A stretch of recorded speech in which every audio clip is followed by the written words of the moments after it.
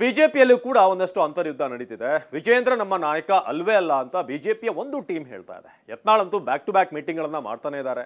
ಮೊನ್ನೆ ಅಷ್ಟೇ ಬೆಂಗಳೂರಿನಲ್ಲಿ ಆಯಿತು, ಇದೀಗ ದಾವಣಗೆರೆ. ಹಾಗಾದ್ರೆ ಈ ವಿಜಯೇಂದ್ರ ಹಠಾವೋ ಅನ್ನೋ ಅಭಿಯಾನ ಹೇಗೆ ನಡೀತಾ ಇದೆ, ಈ ರೆಬಲ್ಸ್ ಟೀಮ್ ಏನೇನು ಮಾಡ್ತಾ ಇದೆ, ಬನ್ನಿ ನೋಡೋಣ.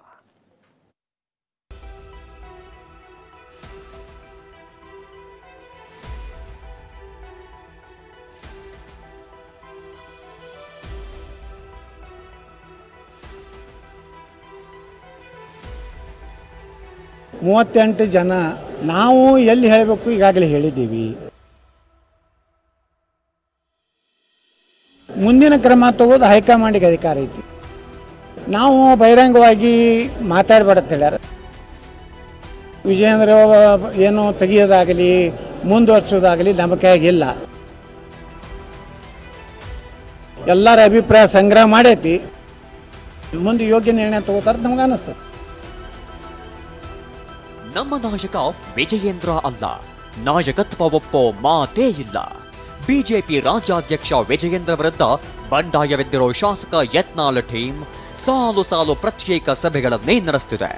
ಅವತ್ತು ಬೆಳಗಾವಿ, ಇತ್ತೀಚೆಗಷ್ಟೇ ಬೆಂಗಳೂರು, ಇದೀಗ ದಾವಣಗೆರೆ. ಬಿಜೆಪಿಯಲ್ಲಿನ ಒಂದು ಟೀಮ್ ವಿಜಯೇಂದ್ರ ಹಠಾವೋ ಅಭಿಯಾನವನ್ನೇ ಆರಂಭ ಮಾಡಿಬಿಟ್ಟಿದೆ. ದಾವಣಗೆರೆಯಲ್ಲಿ ಬಿಜೆಪಿ ಬಂಡಾಯ ನಾಯಕರ ಗುಪ್ತ ಸಭೆ. ಶಾಸಕ ಯತ್ನಾಳ್ ನೇತೃತ್ವದಲ್ಲಿ ಸಭೆ, ರೆಬೆಲ್ ಟೀಮ್ ಭಾಗಿ.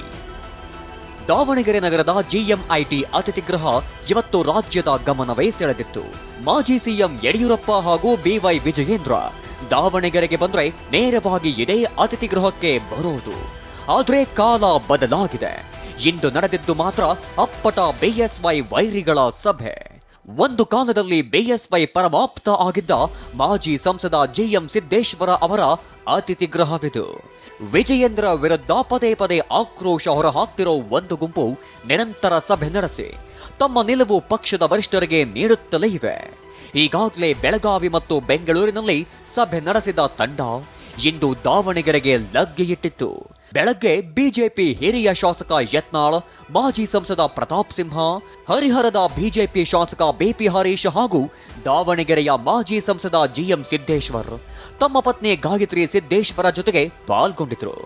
ಬಾಗಿಲು ಮುಚ್ಚಿಕೊಂಡೇ ಸಭೆ ನಡೆಸಿದ್ರು. ಆದರೆ ಶಾಸಕ ರಮೇಶ್ ಜಾರಕಿಹೊಳಿ ಮಾತ್ರ ಇಂದಿನ ಸಭೆಗೆ ಗೈರಾಗಿದ್ರು.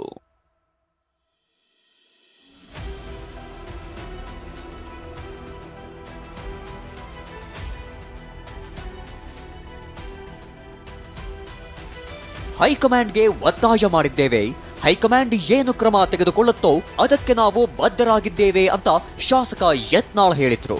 ಮುಂದಿನ ಕ್ರಮ ತಗೋದು ಹೈಕಮಾಂಡಿಗೆ ಅಧಿಕಾರ ಐತಿ. ಅವರು ಏನು ತಗೋತಾರೋ ಅದಕ್ಕೆ ನಾವು ಬದ್ಧ ಇರ್ತೀವಿ. ನಾವು ಬಹಿರಂಗವಾಗಿ ಮಾತಾಡಬಾರ್ದು ಹೇಳ್ಯಾರ. ನಾವು ಬಹಿರಂಗವಾಗಿ ವಿಜಯೇಂದ್ರ ಏನು ತೆಗಿಯೋದಾಗಲಿ ಮುಂದುವರ್ಸೋದಾಗಲಿ ನಮ್ಮ ಕೈಯಾಗಿಲ್ಲ. ಅದು ಹೈಕಮಾಂಡ್ ಎಲ್ಲರ ಅಭಿಪ್ರಾಯ ಸಂಗ್ರಹ ಮಾಡೈತಿ. ಮುಂದೆ ಯೋಗ್ಯ ನಿರ್ಣಯ ತಗೋತಾರೆ ನಮ್ಗೆ ಅನ್ನಿಸ್ತದೆ.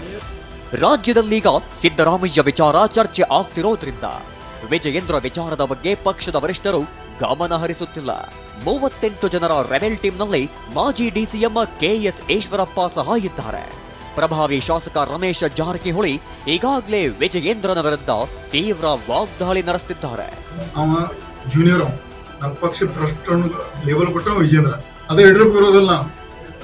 ಯಡಿಯೂರಪ್ಪ ಕ್ವಶನ್ ಮಾಡೋದಿಲ್ಲ, ವಿಜೇಂದ್ರ ಕ್ವಶನ್ ಮಾಡ್ತೀವಿ. ವಿಜೇಂದ್ರ ನಮ್ಮ ನಾಯಕ ಅಲ್ಲ. ಸದ್ಯದ ರಾಜ್ಯ ರಾಜಕಾರಣದಲ್ಲಿ ಬೆಳಗಾವಿಯಿಂದ ಯಡಿಯೂರಪ್ಪ ಕುಟುಂಬದ ವಿರುದ್ಧ ತಮ್ಮ ಹೋರಾಟ ನಿಲ್ಲಬಾರದು ಎಂಬ ಕಾರಣ ರಾಜ್ಯದ ಬೇರೆ ಬೇರೆ ಕಡೆ ಸಭೆ ನಡೆಸಲು ರೆಬೆಲ್ ತಂಡ ನಿರ್ಧರಿಸಿದೆ. ಇಂದಿನ ಸಭೆಗೆ ದಾವಣಗೆರೆ ಜಿಲ್ಲೆಯ ಬಹುತೇಕ ಮಾಜಿ ಶಾಸಕರು, ಜಿಲ್ಲಾ ಬಿಜೆಪಿ ಅಧ್ಯಕ್ಷರು ಗೈರಾಗಿದ್ರು. ಇದೊಂದು ಅಪ್ಪಟ ವಿಜಯೇಂದ್ರ ಹಠಾವೋ ಅಭಿಯಾನ ಎಂಬುದು ಸ್ಪಷ್ಟವಾಗಿತ್ತು.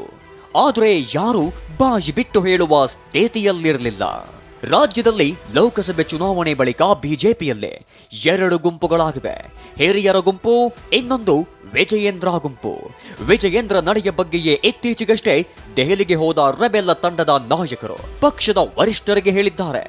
ಇನ್ನಷ್ಟು ಸಭೆಗಳನ್ನ ನಡೆಸಿ ಪಕ್ಷದ ವರಿಷ್ಠರಿಗೂ ಬಿಸಿ ಮುಟ್ಟಿಸುವ ಪ್ಲಾನ್ ರೆಬೆಲ್ ತಂಡಕ್ಕಿದೆ. ಬಸವರಾಜ್ ದೊಡ್ಡಮನಿ, ಟಿವಿ9 ದಾವಣಗೆರೆ.